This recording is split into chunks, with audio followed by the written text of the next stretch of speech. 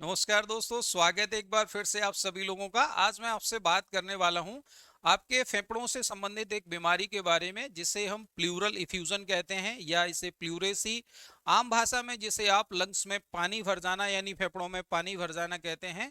इसके बारे में बात करेंगे। प्लूरल इफ्यूजन के साइन और सिम्टम्स क्या हैं, प्लूरल इफ्यूजन के केस में कौन कौन सी जांचें करा सकते हैं, प्लूरल इफ्यूजन के ट्रीटमेंट के बारे में भी मैं आपसे बात करूंगा। तो जब भी बात आपके स्वास्थ्य की आती है तो आप जानते हैं कि लंग्स का एक इम्पॉर्टेंट रोल है, यानी लंग्स हमारे लिए बहुत वाइटल हैं। हमारे शरीर में ऑक्सीजन की जो पूर्ति करते हैं वो हमारे फेफड़े करते हैं।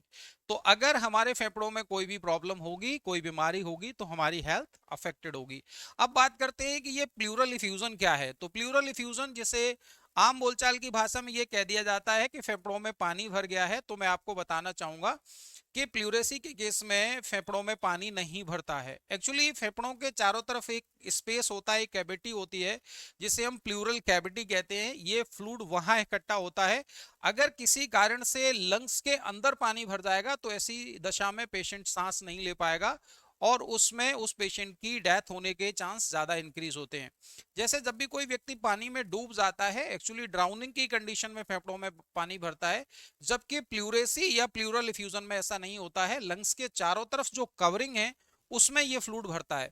वैसे नॉर्मली भी हमारे लंग्स के चारों तरफ जो कवरिंग होती है उसमें कुछ अमाउंट फ्लूइड रहता है, जो हमारे लंग्स को मॉइस्चर करके रखता है, चिकना करके रखता है, और जो सांस लेने के लिए इंपॉर्टेंट है। लेकिन अगर किसी कारण से लंग्स की उस कैविटी में, जिसमें लंग्स रखे हुए हैं, उसमें पानी भरेगा, तो इसकी वजह से लंग्स पर नीचे से दबाव पड़ेगा और लंग्स पूरी तरीके से फैल नहीं पाएगा, तो सांस लेने में दिक्कत होगी। यानी अगर फ्लूइड इकट्ठा होगा तो लंग्स पूरी तरीके से एक्सपांड नहीं कर पाएगा और इस तरीके से हम डीप ब्रीदिंग नहीं कर पाएंगे। अब मैं आपको बताना चाहूंगा कि जो प्लूरल इफ्यूजन है उस रोगी में क्या दिक्कत होगी, उसको क्या प्रॉब्लम होगी। तो प्लूरल इफ्यूजन के केस में जनरली पेशेंट को सांस लेने में तकलीफ होगी। जब ये सांस लेगा तो इसको चेस्ट में पेन होगा, यानी सीने में दर्द होगा, सीने में भारीपन रहेगा, इसको बुखार रह सकता है, इसको थकान रह सकती है, इसको भूख नहीं लगेगी। ये सारे लक्षण देखने को मिलेंगे। साथ ही साथ में एक और बात आपको ध्यान रखनी है कि प्लूरल इफ्यूजन के केस में जो पेन की शिकायत है, वो पेशेंट कहेगा कि डॉक्टर साहब, जब हम लेट जाते हैं तब दर्द बढ़ जाता है, लेकिन जब खड़े कंडीशन में होते हैं या बैठने की कंडीशन में होते हैं तब दर्द कम होता है। तो ये आपको ध्यान रखना है, क्योंकि जो फ्लूइड है अगर पूरे स्पेस में लेटने में ये पूरे तरीके से फैल जाएगा, तो उस दशा में जो अंदर की लेयर है, जो लंग्स के चारों तरफ कवरिंग है, जिसे हम पैराइटल प्लूरा कह रहे हैं, उसमें इरिटेशन ज्यादा होगा तो पेशेंट को ज्यादा तकलीफ होगी। और अब आपको मैं इसके कुछ कारण बताना चाहूंगा। तो अगर हम कारणों के बारे में, पर्टिकुलर इंडिया के बारे में बात करें, तो प्लूरल इफ्यूजन का सबसे बड़ा कारण है हमारे यहाँ पे ट्यूबरक्लोसिस यानी टीबी। हमारे यहाँ पे टीबी बहुत ज्यादा पाई जाती है, तो टीबी इसका एक कारण हो सकता है। दूसरा कारण है, किसी व्यक्ति को अगर निमोनिया है तो निमोनिया के केस में ये हो सकता है, या किसी बैक्टीरिया, वायरस या फंगस की वजह से अगर इन्फेक्शन होता है लंग्स में, तो उसके वजह से भी ये फ्लूइड इकट्ठा हो सकता है। साथ ही साथ में कोई अगर अन्य बीमारी है, जैसे किडनी की बीमारी के केस में, लिवर की बीमारी के केस में, साथ ही साथ में हार्ट फेलियर के कंडीशन में भी आपको प्लूरल इफ्यूजन देखने को मिल सकता है, यानी लंग्स के चारों तरफ पानी भर सकता है। अब बात कर लेते हैं कि इसकी जांच कैसे करेंगे। तो एक्चुअली इसकी जांच करने के लिए सबसे बेसिक और सबसे सस्ता टेस्ट है आपका एक्सरे। प्लूरल इफ्यूजन को इजीली एक्सरे में देखा जा सकता है, लेकिन आप डिटेल्ड स्टडी करना चाहते हैं, अच्छे से जानना चाहते हैं, तो उसके लिए आप सिटी स्कैन करा सकते हैं और इसके लिए आप सोनोग्राफी यानी अल्ट्रासाउंड भी करा सकते हैं।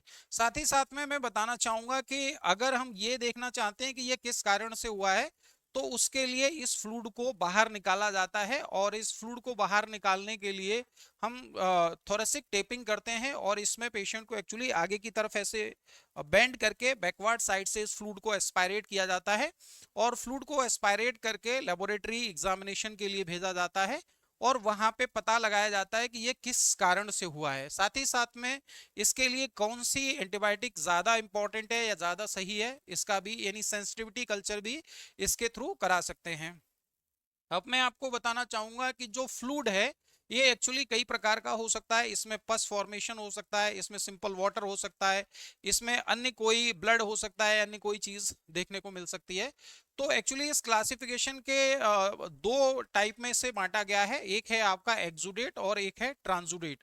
केमिकल कंपोजिशन के आधार पर अगर ये जो फ्लूइड भरा हुआ है इसमें प्रोटीन की कंटेंट ज्यादा है तो ये कंडीशन आपकी कहलाती है एक्सुडेट, और अगर ये फ्लूइड पतला है, ये डाइल्यूट है, तो इस कंडीशन को हम ट्रांसुडेट कहते हैं। मैं आपको एक और बात यहां बताना चाहूंगा कि जो एक्सुडेट निकलता है यानी जो गाढ़ा पदार्थ निकलता है, तो उसमें पॉसिबिलिटी जनरली ये होती है कि लोकल कोई कॉज होगी, यानी लंग्स की उसी कैविटी में कोई प्रॉब्लम होगी, उस केस में जो फ्लूइड आ रहा है वो आपका एक्सुडेट टाइप का है। लेकिन अगर हमारी बॉडी में किसी अन्य ऑर्गन की वजह से, जैसे हार्ट फेलियर के केस में, लिवर फेलियर के केस में, किडनी फेलियर के केस में बॉडी में प्रेशर जनरेट होता है, और उस प्रेशर जनरेट होने की वजह से जो फ्लूइड एक्यूमुलेट होगा, जो फ्लूइड इकट्ठा होगा, वो जनरली आपका ट्रांसुडेट टाइप का होगा। तो इस तरीके से ये आपको ध्यान रखना है। अब बात करें इसके ट्रीटमेंट के बारे में, तो ट्रीटमेंट जैसे मैंने बताया कि अगर पेशेंट को बहुत ज्यादा तकलीफ हो रही है तो इस फ्लूइड को एस्पायरेट करके बाहर निकाल दिया जाता है और उसकी कल्चर करके स्पेसिफिक एंटीबायोटिक यानी सेंसिटिविटी कल्चर करके हम एंटीबायोटिक चूज करते हैं और एंटीबायोटिक के थ्रू इसे ट्रीट किया जाता है। लेकिन अगर कोई अन्य कारण है, किसी अन्य वजह से, जैसे मैंने बताया लिवर में प्रॉब्लम है, किडनी में प्रॉब्लम है, हार्ट में प्रॉब्लम है, तो उसका ट्रीटमेंट किया जाता है। और साथ ही साथ में सिम्टोमेटिक ट्रीटमेंट, यानी अगर फीवर आ रहा है तो फीवर का ट्रीटमेंट करते हैं, अगर इसको कफिंग हो रही है, खांसी ज्यादा आ रही है, तो कफिंग का ट्रीटमेंट करते हैं। इस तरीके से इस प्लूरल इफ्यूजन को ट्रीट करते हैं। प्लूरल इफ्यूजन के बारे में ये सारी जानकारी, अगर फिर भी आपका कोई डाउट, कोई क्वेरी है, तो आप हमें कमेंट करके पूछ सकते हैं। Thank you all of you.